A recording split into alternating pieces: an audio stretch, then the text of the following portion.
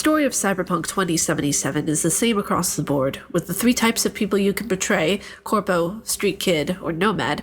You're looking for the secure your soul chip. It's the essence of the game's story and how V progresses with Johnny.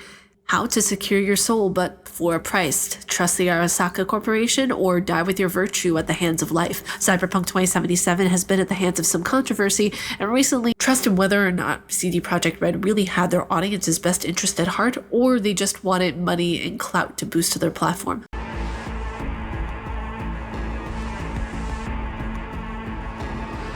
What's going on, you guys? It's your Huggable Hipster here, and welcome to a video that took me roughly about, I would say, 7 months to do, including getting public opinion, writing out the script for it, seeing how far I could really push the limits of what I could say in this video essay and what I wanted to discuss, because quite frankly, Cyberpunk 2077 is still very much a iffy topic for a lot of people. You talk to the wrong person and they will get mad at you just for mentioning the game's name. At now, including patches, 10 years of production, creating a game that was supposed to be better than The Witcher, which are some big shoes to fill, an unlimited source of vitae and critique.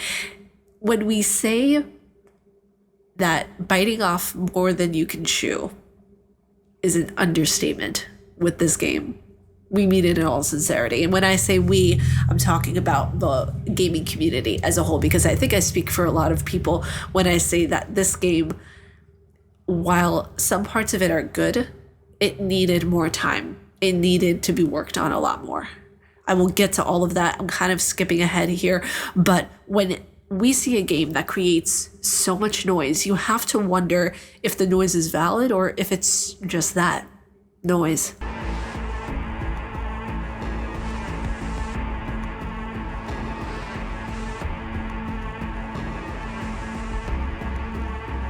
Cyberpunk 2077 had big plans to push the boundaries of gaming that no other game had before, with stunning graphics, endless mission opportunity, and stories that will trigger immense thought in those who play it. But all is not what it seems. I was endlessly hyped about the release of this game, seeing as how I followed it since the very beginning. I read countless articles, talked with family and friends about just how excited I was. I was not the only one. So many others just like me were happy, excited, dare I say, unrealistically praising a game they have never played before. CD Projekt Red was known so very well for creating the games from the books of The Witcher. They wanted to create immersive reality of brain dances, a world where if your meat isn't good enough, you can just get a replacement, and a world of questioning who you are. The world of Cyberpunk 2077 seemed too good to be true, and for a lot of people, that's exactly what it was.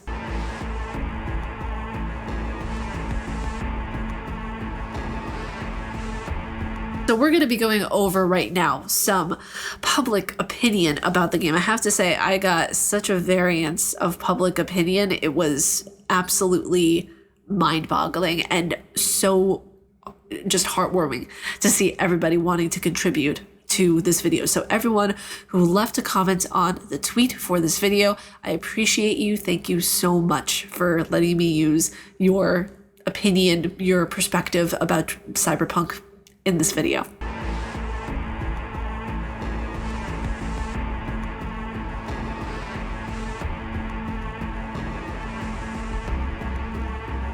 So this first one was actually from my friend Ale. I hope I'm pronouncing your name right. So let me know if I am or not. I hate to mispronounce somebody's name wrong. And he told me that even if all this information is true, both parties are at fault. One might even argue that CD Projekt Red is more to blame. Usually contracts like these are discussed and meticulously checked, and CDPR must have stated that what they expected from this QA company. Even if by chance they didn't, someone must have noticed that they're being nuked with insignificant things. Where the game is suffering from most issues of which devs had to know, tests were neglected by CD Projekt Red either way. Andrew said, I still think it's a good game, but didn't live up to the insane hype. Heck, I did my own review a while ago. I recommend it after all the patches, especially with the next gen upgrade, which is what I've noticed. If you have And I know I'm getting ahead of myself a little bit, but spoiler, if you have an Xbox Series X or a PC, play it on that. Don't play it on a PS4. It's not worth it. Their Thyness, I know this person, they're absolutely amazing. They said, I played it the day it launched, haven't touched it since. It was funny to see all the glitches, but it sucked for my viewers because they only saw 3 frames per second. Yikes. Rad Dad Redemption, love that username. I love the open world RPG action they crafted. Its early bugs and marketing hype were a bit too much to handle, but at the end of the day, still such a great vision of cyberpunk atmosphere and settings, which I agree with. Now, my friend Nightwind actually sent me this on Discord, so this is his response to the tweet that I did. My favorite endings, though, are V running away with Panam and Aldakalos. I could never pronounce that guy's name. Aldakalos and Johnny living through the rest of his life as V. It was just like the perfect ending, V getting their happy ending, living the rest of their life with their partner, for me, Judy, and a whole family who loves them was nice. And Johnny ending was bittersweet. Johnny, after living his self-destructive life, blaming and hating everyone around him, his life changed and put in perspective, given the second chance and not wasting it to live his for his best life and former lover. It was great. That's the thing, like, you know, he really enjoyed the game, as did I. I thought that like the choice and the selection that you can have with different romances and everything, absolutely amazing. By the way, hello Judy, we stan. User Taken replied back to the tweet saying, I played it the day it launched PS5. I didn't expect it to revolutionize the industry or anything. This though was a husk of what they advertised. It barely functioned. The quests were linear and the life paths were such a letdown. I just did the story and put it down. Continued on and stating that now much later, the next gen patch came out. One of the reasons I only did the story last time was so I could play it with this patch, thinking of the game as GTA, but Cyberpunk. I enjoyed it much more. The world, the characters, overall atmosphere were amazing. Peely Baby commented and said, best romances in video game history and one of the most beautiful games of the generation. CDN commented, the prologue is one of the very best in any video game I've ever played. Unfortunately, the rest of the game does not hold to that level of quality, but perhaps that's because of how much the game opens up afterwards. Beautiful TV commented and said, I feel like the best way to describe Cyberpunk is waiting an entire day to eat, finally eating only to realize your stomach has now shrunk from the lack of eating and you no longer want the food. Oh, ouch. Amazingly Average Ray commented and said, I liked it better with the bugs. It felt more fun and unique. It was funny.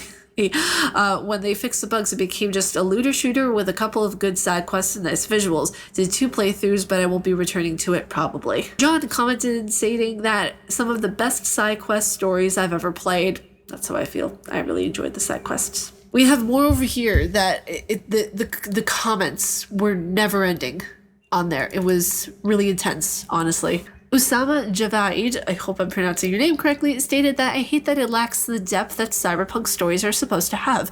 It markets itself as a game with a deep story, but it feels like some 13-year-old just hashed it in a bunch of surface-level elements and left the rest to its gratuity without any nuance to back it up.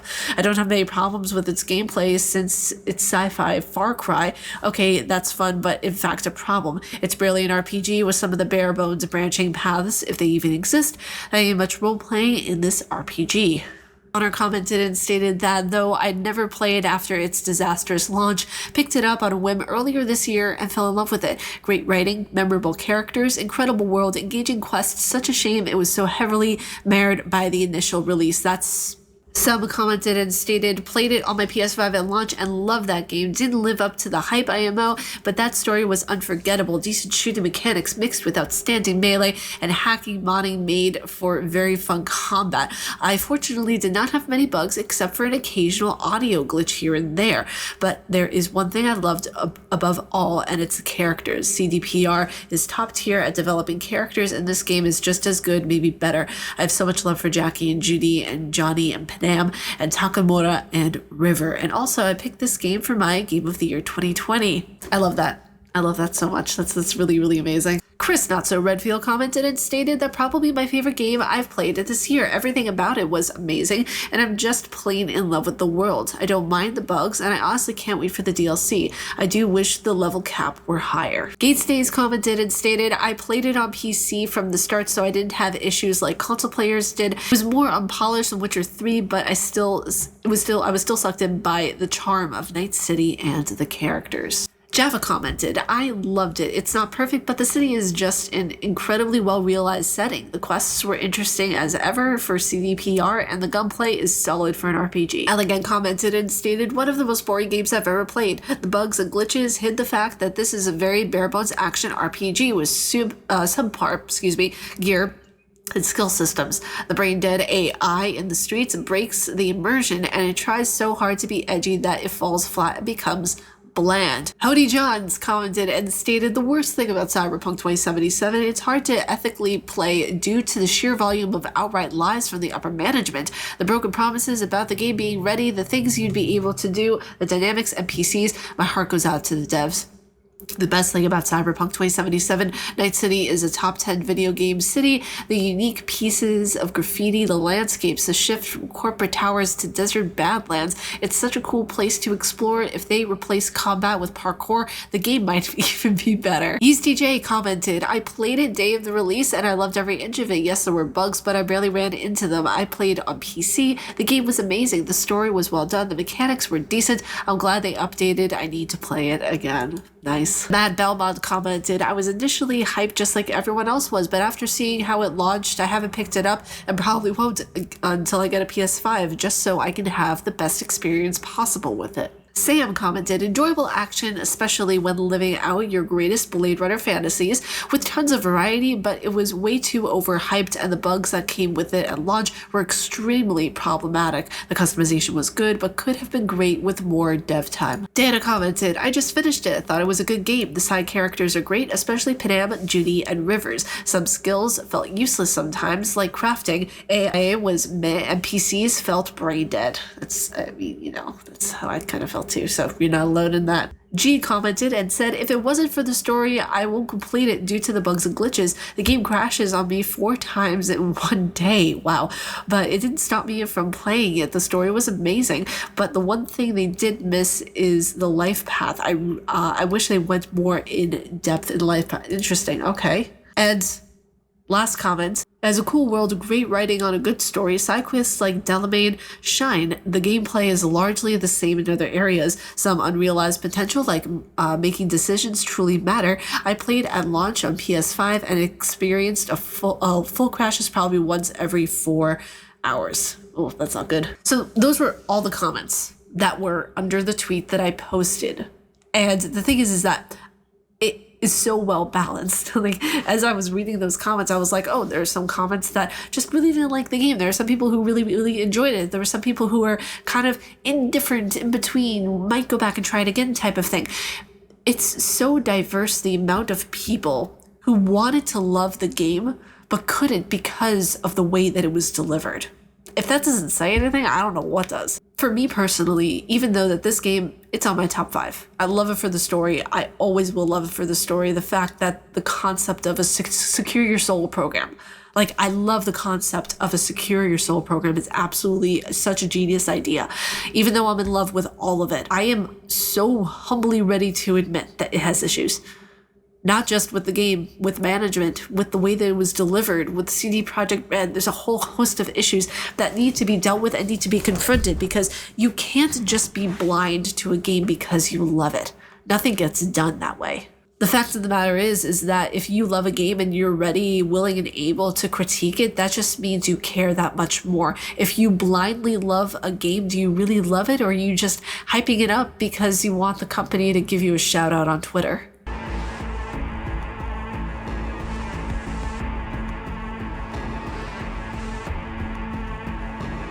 So at this point, we've gotten several updates. We've seen many trailers, been told by Keanu Reeves that you're breathtaking. You're breathtaking. At this point, people remain hype. At this point in the process, of development, of marketing, of PR. At this point, people remained hype. They were starting to get a little bit skeptical at certain things, but they were still like, okay, you know what? It's a process. This game's going to come out. It's going to be incredible. It's going to be absolutely amazing. It's going to be wonderful. But there were some people on that far, far end that were also beginning to question CD Projekt Red's credibility. CD Projekt Red remained steadfast in their approach and how they sent out each "I'm sorry, but we have to delay this game" tweet. Each delay felt like a punch to the gut, and while we all understood, at the same time we were all disjointed and disappointed, maybe not at CD Projekt Red, but higher management, and how they simply didn't do their job in giving the company the time that it needed to finish what would prove to be complex game. But the company is still building hope and faith. Like a politician on the podium, we the people felt as every month progressed and every bold yellow template tweet more and more like fools. We felt like fools. We felt like we were being taken advantage of at a certain point because there was this company telling us, no, just wait a few more months. No, wait just a few more weeks. And it's not even the fact of the matter of them telling us to wait. I want people to understand the fact that it's PR telling them to tell us.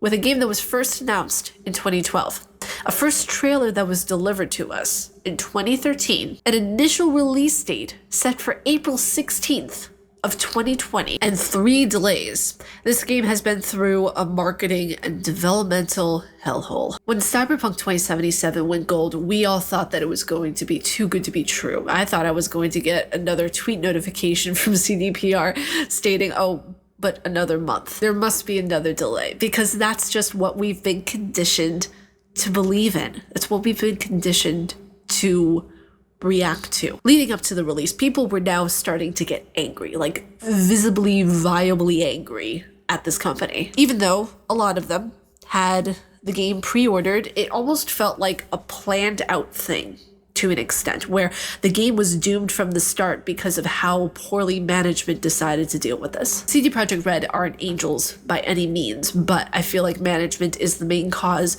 for every single hiccup that this company has had to deal with. I have to wonder, did the marketing team ever really have CDPR's best interest at heart? Or was it something where CDPR wanted to get the game out no matter what? Wanted to get it out no matter what condition it was in? Because they wanted to have it on the 2020 books, because they just wanted to have this over. I know that's really terrible to say, but the fact of the matter is, whenever you're dealing with a marketing nightmare like this, you just want the experience to be over. Or it could have been the fact of the matter of the crunch time that needed the game to be in a ready state in a ready amount of time, because we all know that there was crunch time in the company. There were things that, you know, even if it would have been bad for the consumer, hey, let's get this out. Let's make this a thing, even though people won't be able to play it.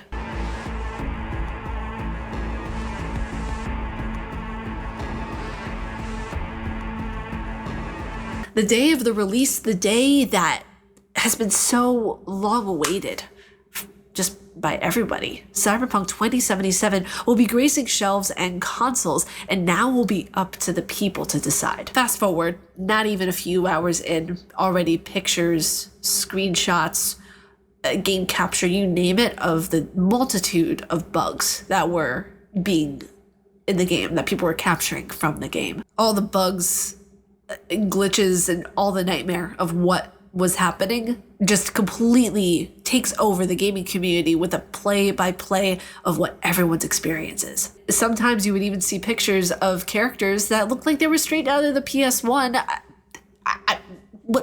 What is this? This is a picture that I took from the PS4 footage. What is this? And this is supposedly after the update, right? I did a test run, like I stated earlier in the video, of PS4 footage, Xbox Series X footage, and PC footage, which you guys have been seeing throughout this video.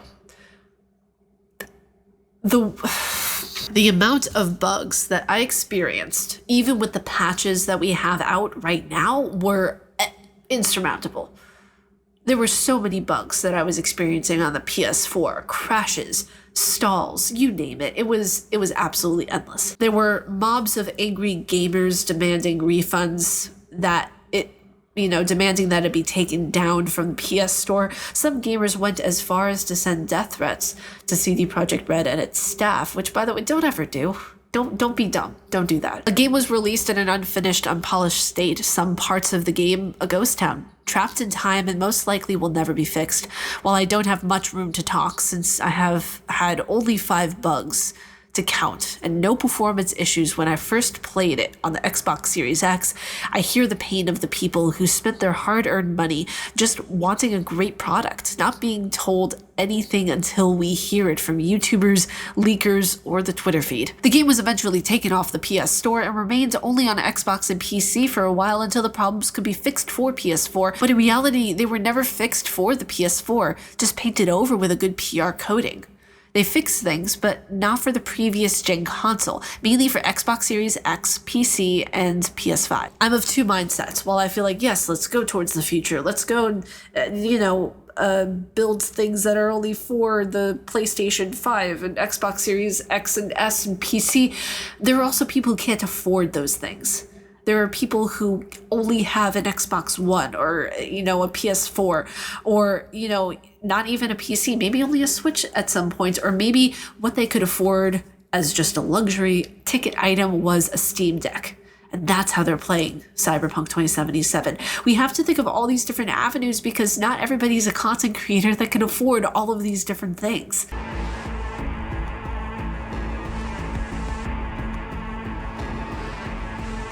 With everything said and done, now that the patches are out, people are finally seeing the beauty of this game. People are seeing all it has to offer. It's such a shame that it was delivered in the state that it was. If it were to be released in 2023 or hell, even 2024, it would have been an entirely different story. And it would have been so much better. It would have broken the gaming community in the best way possible. Oftentimes follow shady business dealings in order to meet unrealistic deadlines. And that puts pressure not only on the consumer, but it puts pressure on the developers, artists, engineers, everybody who works at the company. The developers, artists, graphic designers, everyone at the team were just doing their job in an inhospitable environment. This game, for me at least, was a thing of beauty that showcased something raw and powerful in terms of the story and how we discussed mental health, and were there things that didn't sit right with me, and how some cases of mental health weren't treated the best, and how trans people were treated like a product. Yeah, that didn't sit right with me. I loved this game's story. I loved its philosophy. I loved the way that psychology and philosophy played just such a huge part in this game. In some cases, you have to just fight against yourself. When you have Johnny constantly in your head, you're like, I have to fight against what he wants, but what I want. And basically we are the same person, so it's fighting against me. The reality is this game could have been better. This game could have done so many wonderfully beneficial things for the community as a whole. So what is my final verdict? And now that you guys have seen footage throughout this video, what should you play? What one should you most go to? Well, here's the thing. Don't play it on PS4. Avoid the game on PS4 at all costs, please. If you have a PS5, try it on PS5. I don't have a PS5, so I couldn't get footage for that necessarily. On PC, that is going to be your best bet. If you have a beefy PC, which I know it's expensive, I'm sorry, but if you have a beefy PC and you can play it on that. And then the last option I would go to is Xbox Series X or S. Those are the 3 main places that I would suggest playing it in is Xbox Series S and X and PC. Those are by far the best running platforms for this game. And as you guys saw throughout the gaming footage that I've been showing in this video, at the bottom, you'll see like what platform I recorded this on. And it was just stunning to me to go through all of the footage for each console I own and to see how each console is completely different. Like the PC by far is the best. The Xbox is best, like second best. But it's so interesting that when all of the footage should have been the same, it's the same game. It should have all been running at the same powerful level, and it wasn't. It should have been running equal. It should have been running like if I'm to run Cyberpunk 2077 on my PC, I expect it to run the exact same way on my PS4, but it wasn't. And that's a shame. Discerning fact from hype is oftentimes very difficult when presented with something that we are excited about. We were all hyped about, Cyberpunk 2077.